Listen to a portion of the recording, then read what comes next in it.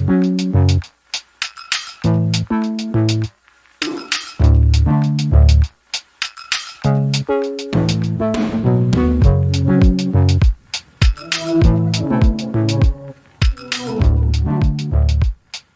to a very special episode of Never Did It, where we decided to drop an episode on Halloween because we watched a couple of spooky movies from 1960 and thought, what the heck? Let's do something that's not on a Thursday.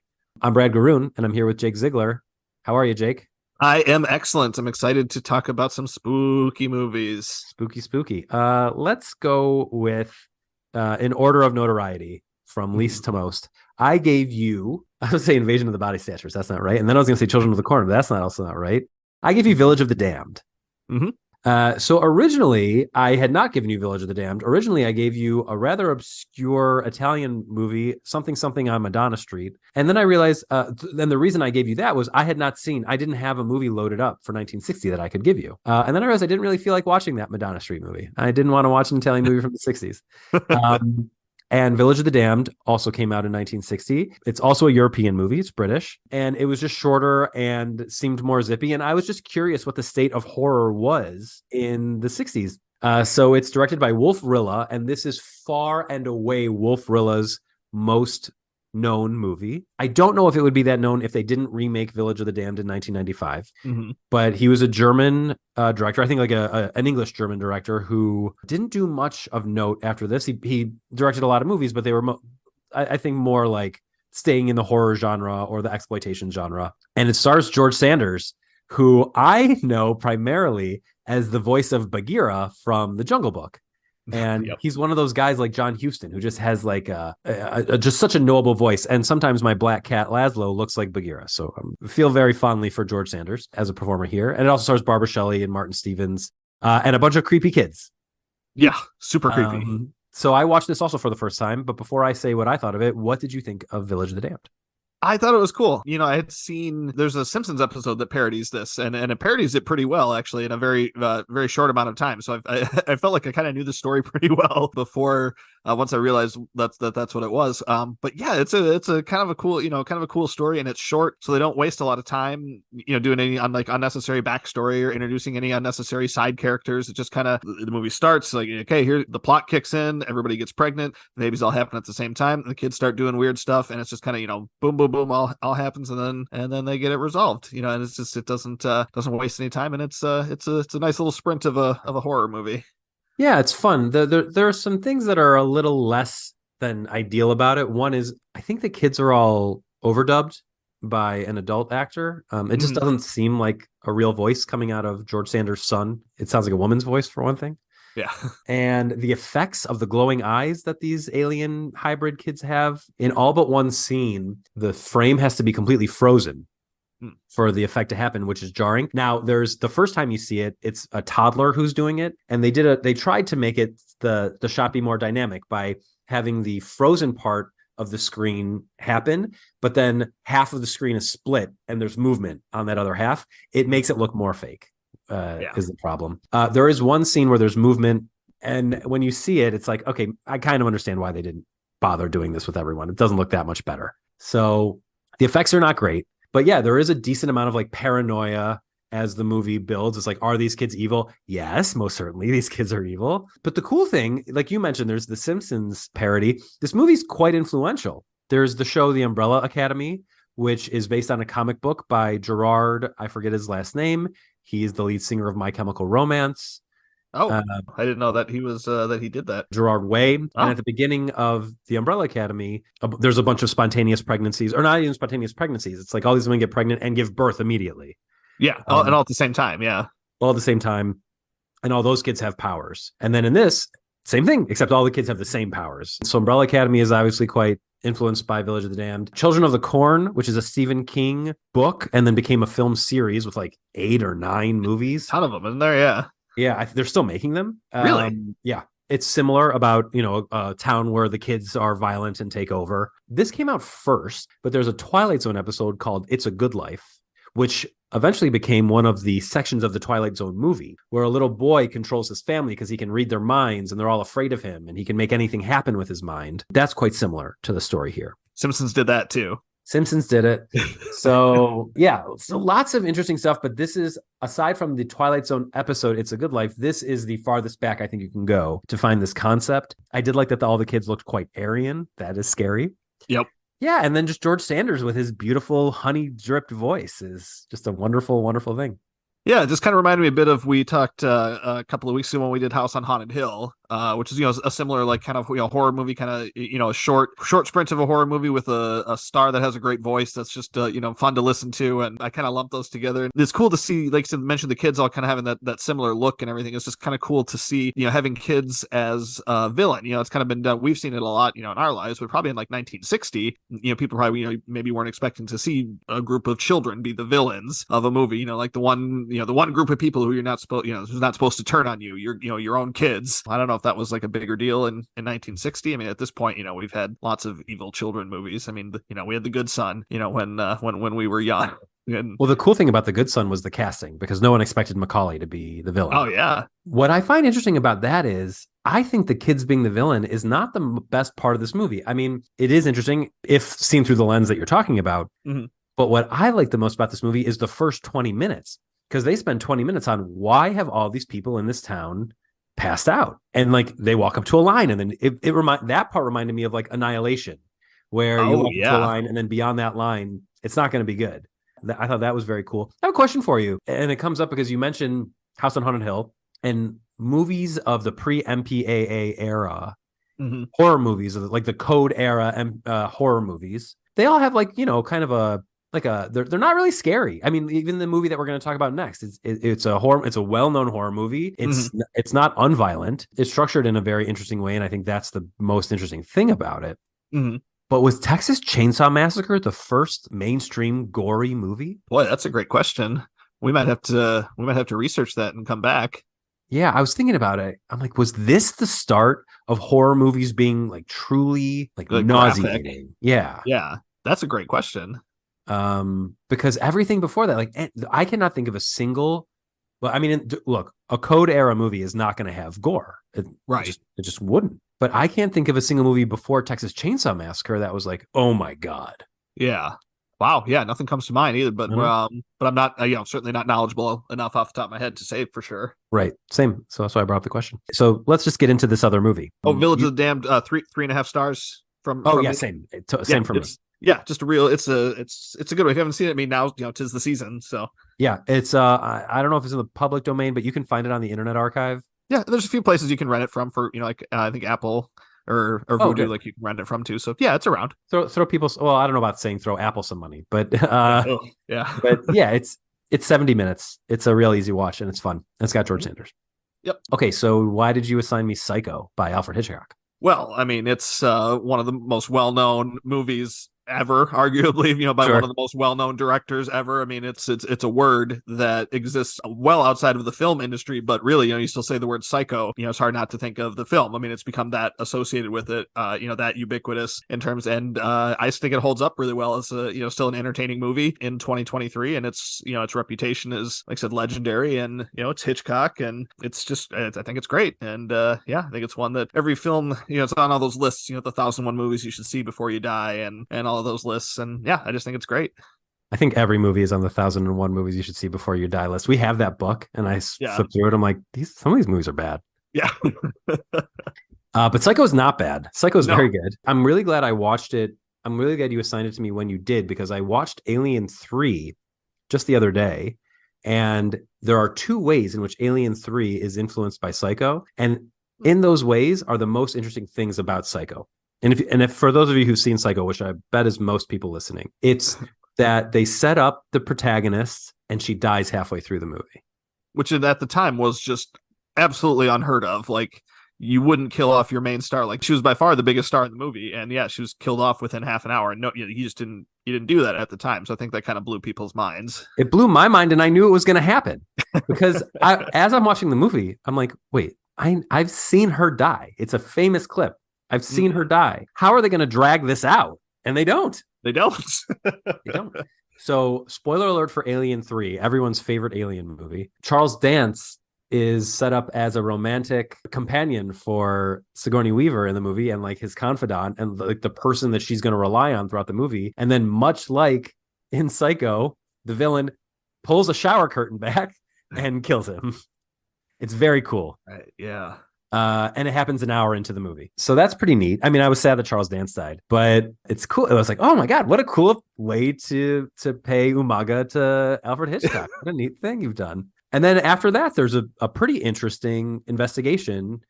The only thing I didn't love about this movie is the last 5 minutes are a character looking into the camera basically and being like, this is what happened from A to B to Z, and this is what he's like, this is boring. This is like, you've really hit the brakes on the momentum of this movie. What do you think of the ending? I mean, I think the ending, I like the ending, where you finally get to actually see Norman, you see that full transformation, like he hadn't gone full Norma.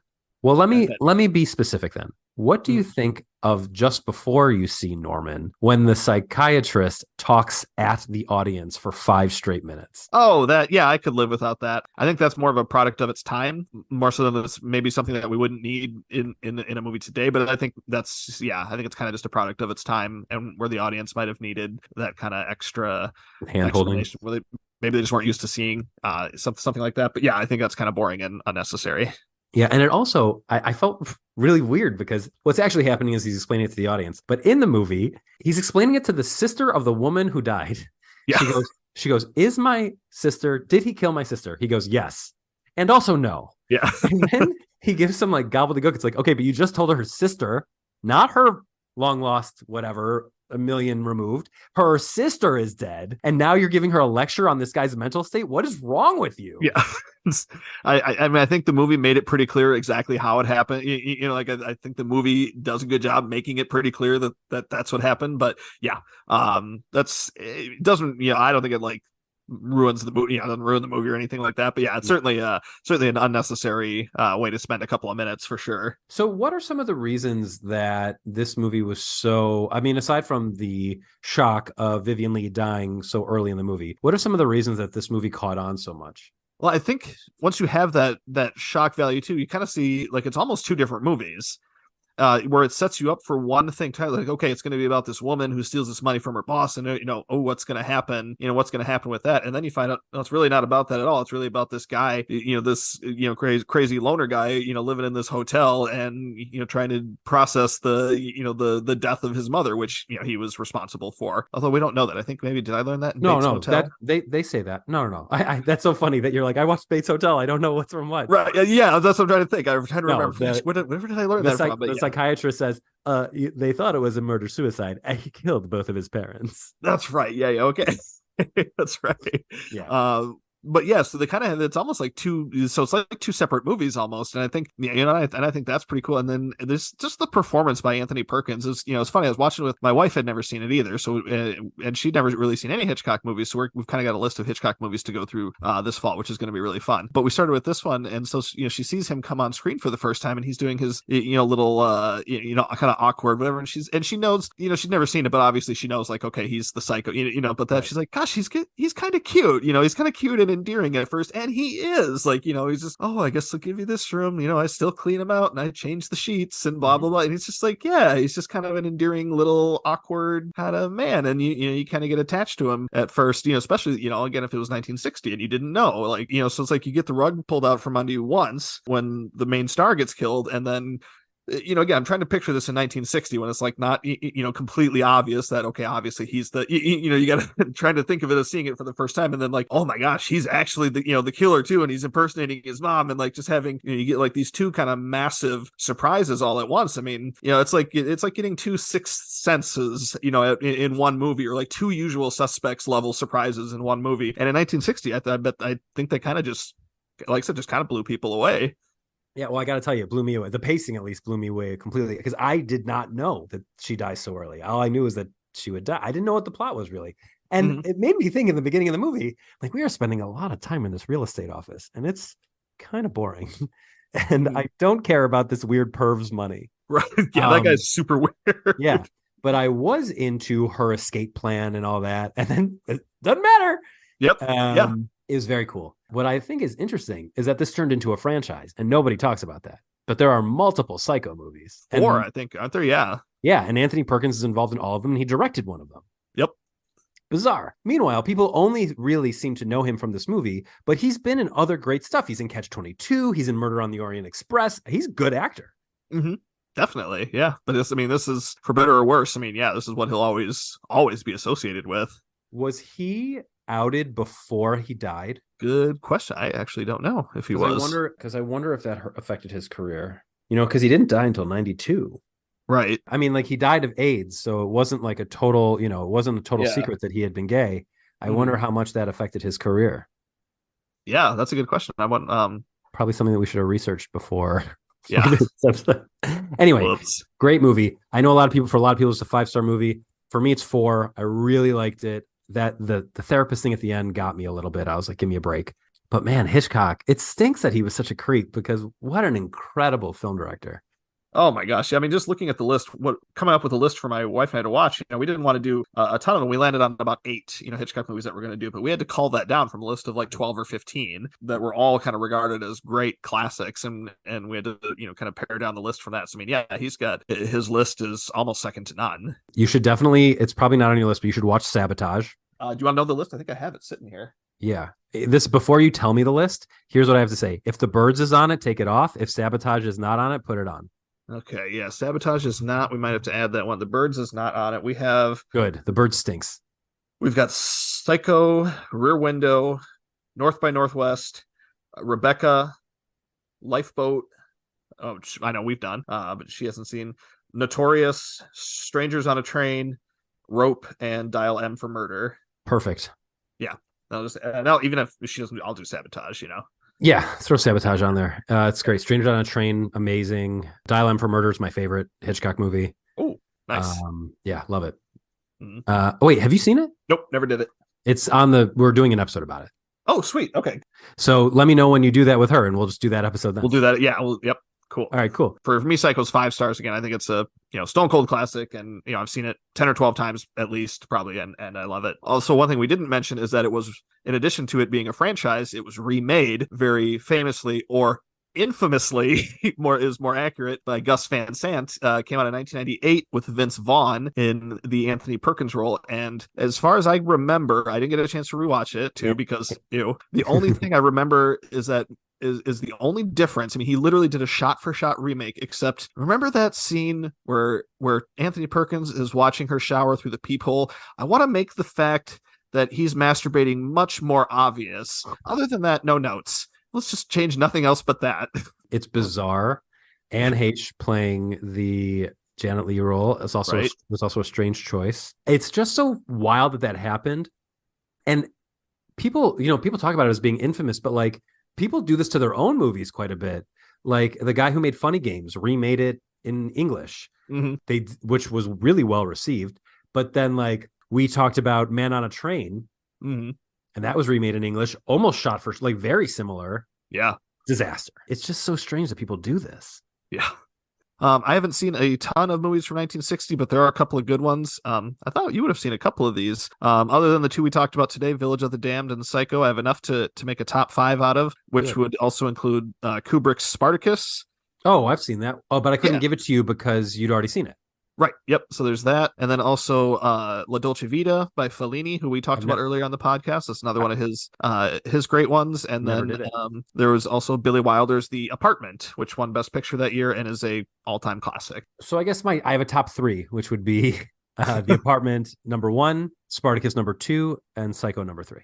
And quick Oscar history for Psycho as well. Janet Leigh was nominated for Best Supporting Actress for this part, and it was nominated for the black and white cinematography, also black and white set decoration, which I think is really cool because all the sets, like everything about the hotel looked great. The parlor room, the hotel, all of that looked awesome. And then Hitchcock was nominated for Best Director for this one, but no Best Picture, just Director. And it went 0 for 4. As horror movies do. I mean, the fact that they even got anything is still pretty cool. For sure. All right, great. Well, happy Halloween, everyone. And we'll see you again in 2 days for our next episode. If you want to know what is coming out next week, go to our Letterboxd profile. You can find me at Brad Garoon on Letterboxd. I think, Jake, you're Jake Ziegler on Letterboxd. Yep, it's Jake_Ziegler. And both of us have pinned to our profiles our Never Did It podcast list. You could also just search for the Never Did It podcast list. And the 2 movies that will be discussed on next week's episode are always at the top of that list. So check that out. And thank you for joining us for Never Did It.